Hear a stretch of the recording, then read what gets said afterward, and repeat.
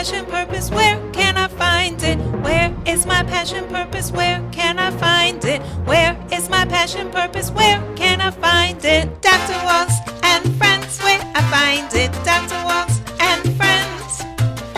Dr. Walls and friends, where I find it? Dr. Walls and All for coming today. We are so excited to be here, to be able to promote peace and love, to promote harmony, and to promote support. And I'll give you a little pun on all of those.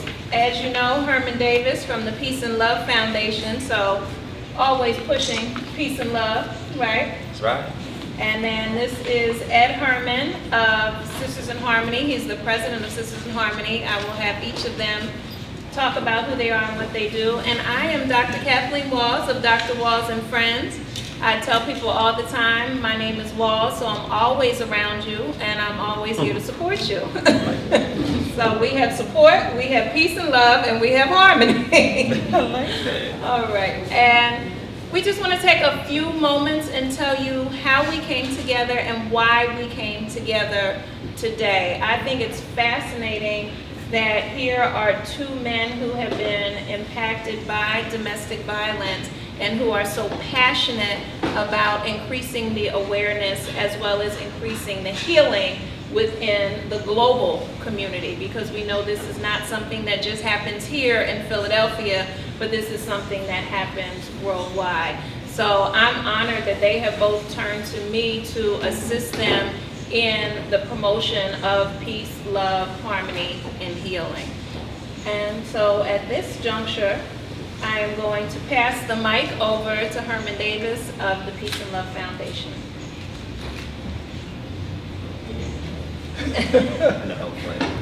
I actually met Dr. Walls and Ed Herman last year, very last minute. They were doing a panel discussion on domestic violence at North by Northwest, correct? 7165 Germantown Avenue. It was last minute, and I said I would love to sit on the panel, I would love to do this, and it was an amazing session. And then early this year I said, Joe, we're going to do it again. And I said, how about we do a 4-part series? Because there's a lot of issues, but I'm in different schools, different communities, I feel like this city is in need of some healing. A lot of generational anger. A lot of our youth are they're just mad. I don't believe that our kids are bad. I think that they're mad, they're angry, they're confused, and they're misunderstood.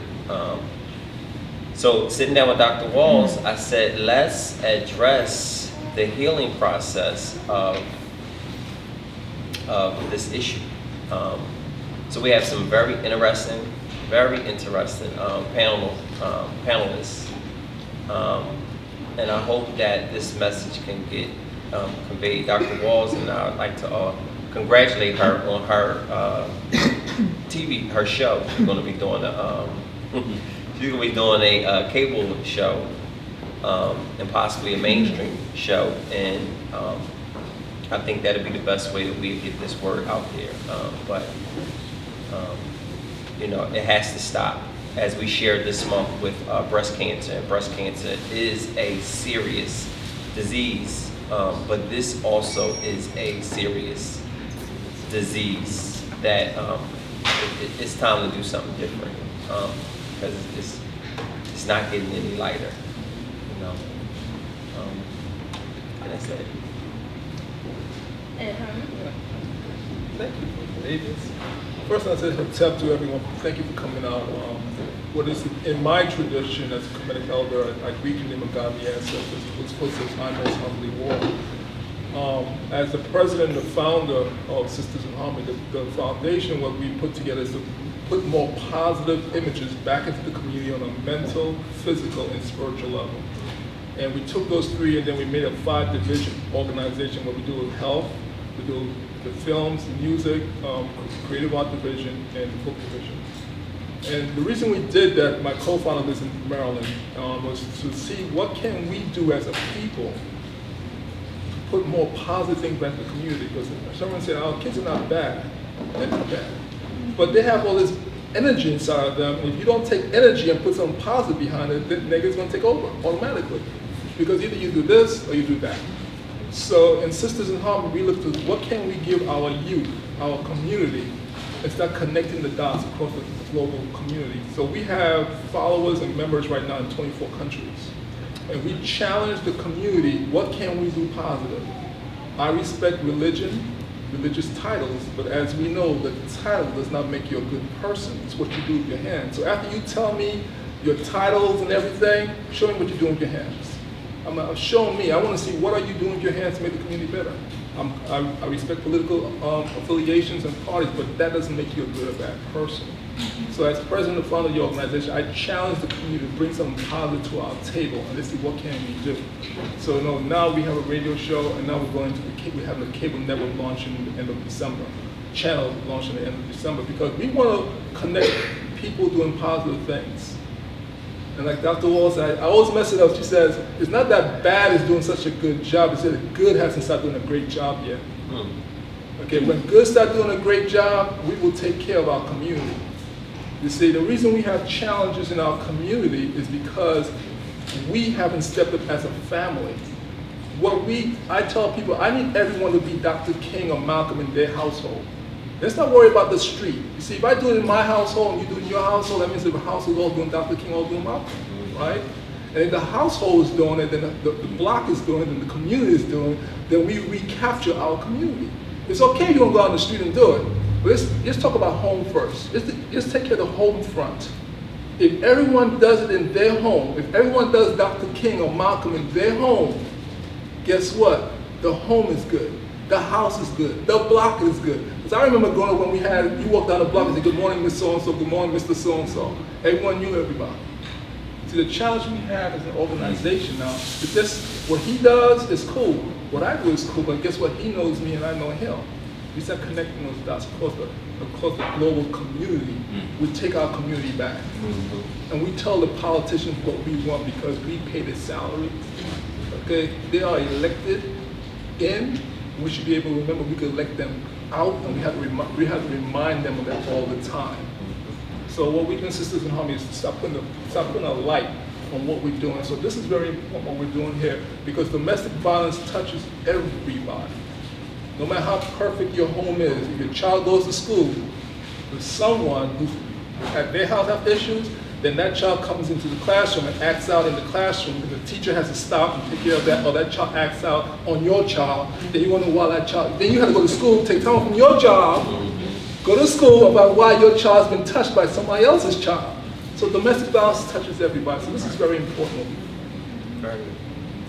So as we start to open the show, Dr. Walls and Friends, and this is being taped, as you can see, and it is going to be aired on YouTube, and it is also going to be aired after November 5th on HerTube TV, hertube.tv. And as Herman was telling us, Dr. Walls and Friends is now going to be going even into more households, so we're excited because this information, this healing that's going to happen today will touch many people's lives. You'll be able to find it on the internet. You'll also be able to find it on Roku. And currently, HerTube TV has a platform of over 10.1 million people. So we're looking to touch a lot of people's lives in a lot of countries. Domestic violence is something that, as I said, it impacts, it's worldwide.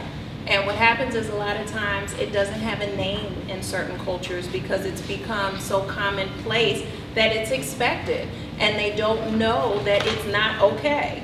And so this is an opportunity to increase awareness, raise awareness, as well as increase solutions and provide solutions. And so I'm going to ask these two gentlemen one more question before I let them go and we bring our panelists up. Welcome back to Dr. Walls and Friends. We are here today with a great panel of people who are going to help in this difficult conversation about domestic violence. This is Domestic Violence Awareness Month, and there's so many aspects to it because many times people, I think it just involves the individual and the person who's doing the abusing and the person who's being the recipient of the abuse. But the reality is domestic violence impacts all of us. It is a community-wide problem, and when we talk about community, we're talking about the global community. Because somebody knows somebody, a child is being taught by a teacher, or a teacher is teaching a child who's witnessed. There's just, the impact goes on. There's a poem that my mother used to love. It was basically drop a pebble in the water and you watch how the ripples go. And the reality is, once you drop a pebble in the water and it hits the bottom of that water, that body of water, that landscape is forever changed. And so this is what we're talking about when we talk about domestic violence, whether it's one incident or multiple incidents. It is something that has impacted us. It's something that's been imprinted upon us. And I mean, I remember being little and neighbors. I remember working and being confused at first. Why did Miss So-and-so always come in with sunglasses on? And then finally somebody kind of had to pull my coattail to the side and explain to me what was going on. And and so we are all impacted by this. At this time, I would like our panelists to introduce themselves and tell us who they are affiliated with. And then we're going to come back around and find out what brought you here today. Why is today important for you? Absolutely. My name is Anthony Miller, and I serve as the Philadelphia manager for Be Me Networks Incorporated. But I'm not here in that capacity this afternoon. I'm here as a minister. I serve as an assistant pastor here in the city at New Light Beulah Baptist Church in South Philly. So I'll be giving comments from that space. Good afternoon. My name is Anthony Jones.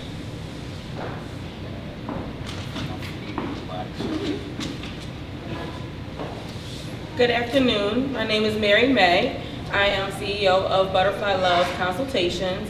I provide workshops, training, and relationship counseling for individuals who experience healing and trauma. Good afternoon, peace be unto you. I am Kenneth Noordin. I am the Imam of the Philadelphia Messiah Claire Muhammad School. I'm also a part of the University of Pennsylvania Religious Community Council. But I'm here more today as the commander of Post Number 6 for the Muslim American Veterans Association. I want to connect that with the theme. Okay. All right. All right. So now my next question to you all is, what brings you here today? Why is today important for you? What is it about this panel that you said, yes, I need to be here and I need to be speaking about this topic? Well, as you said earlier, domestic violence is a global issue, and it resonates with many of us locally, if not in our homes, and surely with people we're connected to every day. And I arrived at this space because I've been much displeased by the institutional silence around this issue in our communities. We know how prevalent domestic violence is, but for the most part, our churches have been relatively silent. Our schools and other religious institutions, faith-based institutions, have been silent about the matter. And silence, in my point of view, is to agree. If you don't speak up, then you are passively allowing such heinous activity to happen without raising your voice. And I come for that reason. As a person who is a product of the institution, and a representative of the institution, I wanted to make it a point to be here to speak with regard to how the church views domestic violence and offer some sensible solutions with regard to how we can move forward with the conversation and ensure that it doesn't happen anymore in our spaces. Yes. Well, I'm here today because I'm actually currently on probation for domestic violence, and currently just ready to just speak upon all the issues and everything that I was actually going through. First and foremost, that I look at that the situation that I've been through with my ex-wife, my family, and everything else, that the people that was hurting was my children. So I'm actually here to try to make a change, a betterment as for myself, and try to conquer my demons and my anger within myself. So. So what brings us here? what brings me here is I believe in healthy relationships and actually peeling back the layers of the onion regarding what that looks like. As my company is called Butterfly Love, we transform in different ways from the different experiences that we receive and impact and engage with. So because of that, we don't recognize how we communicate conflict or how we communicate change or how we communicate challenges or how we receive changes in our life, either with health, mental health, financial changes in your job, and how you actually interact with another person that creates an unhealthy relationship that sometimes becomes physical. And it's not necessarily that physical is the most difficult way of domestic violence, but it's also the emotional, because words hurt more than sometimes the physical enactment and touch of a person. So my goal is to touch as many individuals as possible to help them understand the underlying reasons that cause them to respond and react in a way, and to help them build their emotional traps to change the messages that they send by developing better coping skills and interacting with others. Well, as I said, I'm a member of a veterans organization, which is law enforcement on a political level. And I just want us to understand that many of those who have that background and experience are some of the most prone to domestic violence. But we look at police force, we look at veterans. And so I think what we have to reconcile ourselves with is that we live in a culture of not just violence, but violations. You see, violations produce violence. Whether we violate someone's integrity, their personal space, etc. So if we have that as part of our environment, that's a chronic condition, the violations.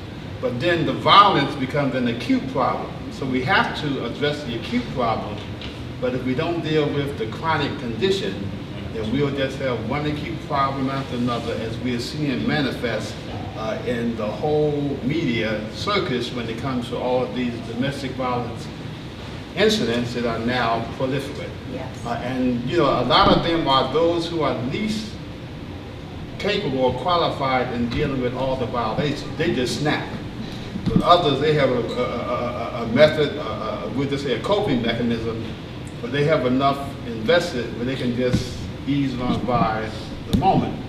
But the one who has very little, then he snaps at the least amount of pressure. So hopefully we can just look at just domestic violence as an acute problem, but there's a chronic condition that exists, a culture of violations that really are going to almost be like an assembly line. Yes. Mary, you know you can hold that because you know you have a thought off of that. Go ahead.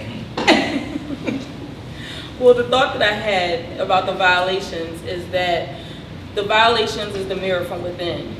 And the mirror from within is unresolved loss or grief and different issues that we just basically haven't confronted. And because we don't confront them, we move from one situation to the next. And until we take a look into that suitcase that we haven't unpacked, we react the trigger to violence. And it comes in different ways, again, verbally, physically.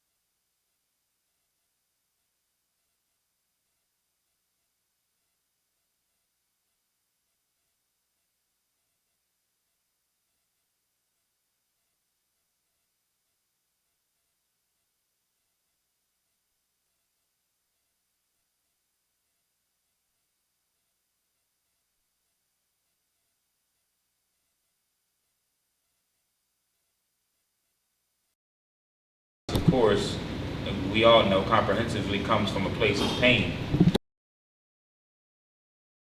But I'm interested in the often religious justifications we use for being domestically violent. Now, that's interesting, because I don't know if I've ever thought about the religious implications. Right, yes, and so that's the most interesting and intriguing point to me, and that's where my opinion is most valuable in this space. Yes. Where some literally use religion to justify why they take the upper hand in the household, or religion reinforces these themes as the man being the head of the household, or, you know, in all of our major world religions, Christianity, Judaism, Islam, the man plays the major role in the household. He is the protector, right? This is the language we use, whereby the man is always seen somehow as above the woman. And we've reinforced and perpetuated these themes throughout history. I'm often cautious to say that men are the protectors of the household. Right? I would say that we are protectors of each other, that you protect portions of me that are exposed that I can't get to. And there are portions of you that I have to protect. But whenever we get into a conversation that pits men greater than women on any scale, then we run the risk for creating greater problems down the line that are just not emotionally driven, but also would end up being physically harmful as well to these women. Very interesting.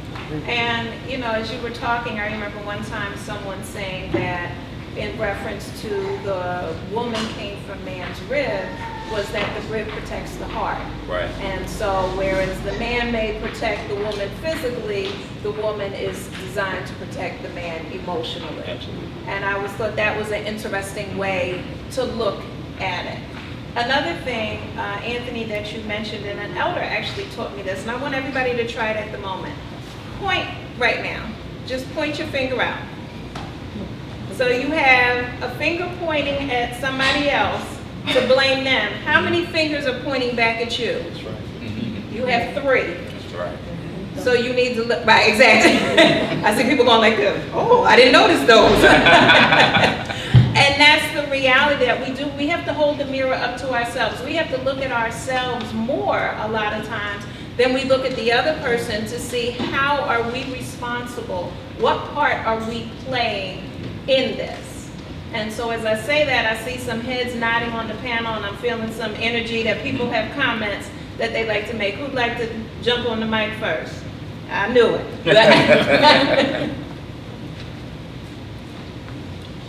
You know, I'm glad the Reverend pointed out a lot of the underpinning for, we just say, violations that exist. And it has come from misunderstanding of religion.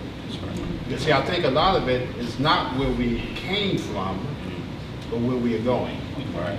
And so if we have come through, we just say, the evolution of society, there was a time when there was a need for men to do the heavy lifting. And so that precipitated men being bigger and stronger physically. But we don't have the same need today. True. And so that means that we now have to redefine relationships. Yes. Right. And I think the religion hasn't taken the time to redefine relationships and bring us to the point where we see the emphasis is not on what is on the outside, Right. but the emphasis is what is on the inside. And inside, women actually have more strength spiritually than Right. men. Absolutely. I mean, you know, I'll just give you one saying of the Prophet Muhammad, the Prophet in Islam. He said that Almighty God has 100 components to his mercy and his compassion and his consideration. He kept 99 for himself, and he put one part into the physical world. And that part is in the womb of the woman. Wow. Because that is the thing that nurtures you before birth as well as after birth. So the realization that men have to come to, as our brother here said, all of us come from a woman. And we were all helpless in the arms of a woman, and we were all dependent on the woman. The man didn't even have to be around after he donated his sperm, which many men feel that they That's can right. donate. Right. But the woman has to carry the life for 9 months, and then has to wean it for maybe up to 2 years, and then has to wipe it and do all the other things that she has more of a makeup to do, because the nature in her is to be able to nurture.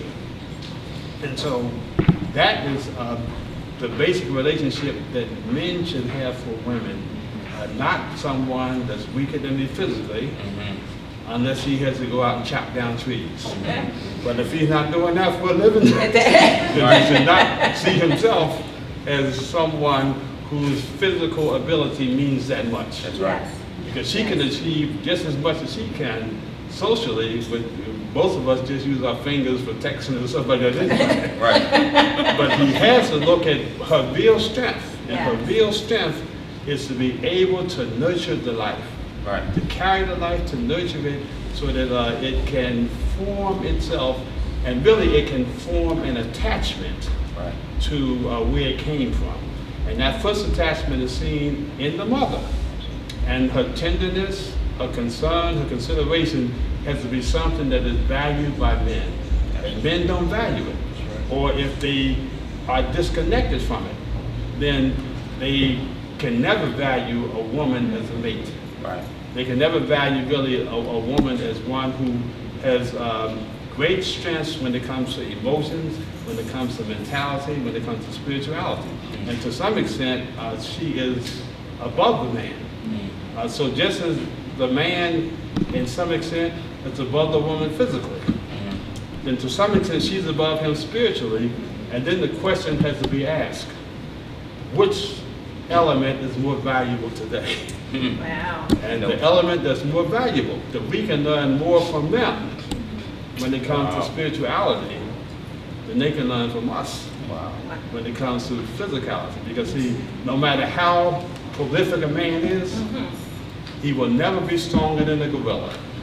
Now look. He will never be more prolific sexually than some of the other creatures. He won't be able to run as fast as the cheetah. So when it comes to his physicality, you can find an animal to be better than him. But when it comes to the real human identity, and the real human identity is identified as compassion and concern for life. And that's what sets human beings above animals.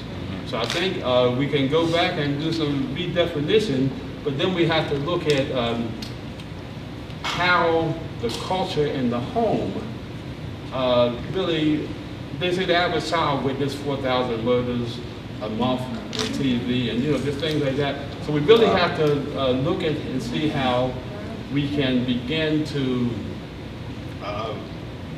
examine our home life. And I'm glad that you say that, because part of it, Mary, I want you to hold on to that. I'm sure you do. Okay. When you said a lot there. Yes. A lot. And I'm glad that you did.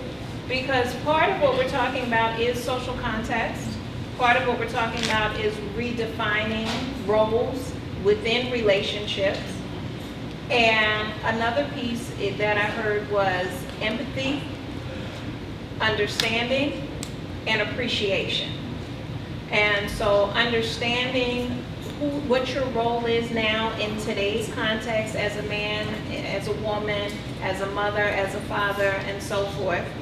And also then looking at really understanding and appreciating what you bring into a relationship.